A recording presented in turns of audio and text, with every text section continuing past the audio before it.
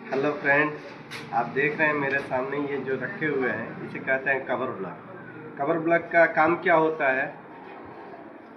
जो स्लैब बनता है, स्लैब हुआ, कॉलम हुआ या बीम हुआ, तो उसमें क्या होता है, सेटरिंग जब लगाया जाता है और उसमें माल भरने के लिए तो रॉड और लास्ट जो सेटरिंग का जो शटर लगता है उसके बीच में कम से कम 30 mm या 40 mm, कम से कम 25 mm तो गैप होना ही चाहिए। इससे क्या होता है, रॉड आपको बाहर दिखाई नहीं देगा। जब रॉड बाहर दिखाई नहीं देगा तो उसमें जंग नहीं लगेगा।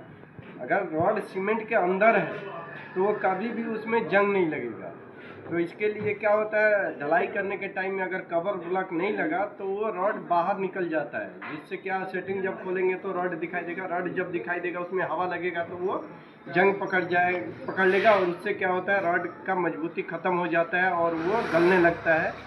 तो उसको रॉड को प्रॉपर अंदर रखने के लिए कवर ब्लॉक लगाया जाता है, जिसे कहते हैं कवर ब्लॉक।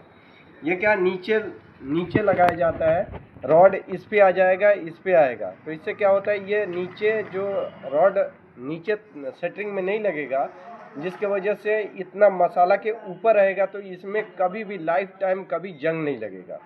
तो इसमें अलग अलग क्वालिटी क्या मेजरमेंट के हिसाब से आता है। आप देखिए, कॉलम में लगा रहे हैं, बीम में लगा रहे हैं, स्लैब में लगा रहे हैं, उसके हिसाब से आपको कितना ऊपर उठाना है उसके हिसाब से ये लगा सकते हैं। तो ये देखिए, ये आ गया। अगर ज़्यादा ऊंचा रखना है तो ऐसे कर लिए, नहीं है तो ये नीचे कर लिए। इसमें सब लिखा रहता है, 20 30 उसके हिसाब से ये भी है। आप अपने कितना हाइट पे रखना है, मतलब कितना रॉड को ऊपर रखना है, उसके हिसाब से आप इसको रख सकते हैं। तो इसमें ये छोटा भी आता है, बड़ा भी आता है।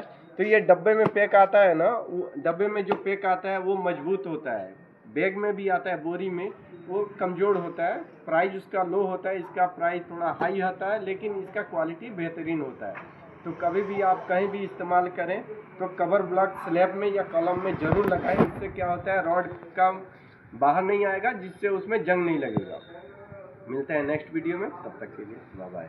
आकार प्लम्बिंग, राजेंद्र मार्केट, कोयनी बाजार, गोपालगंज।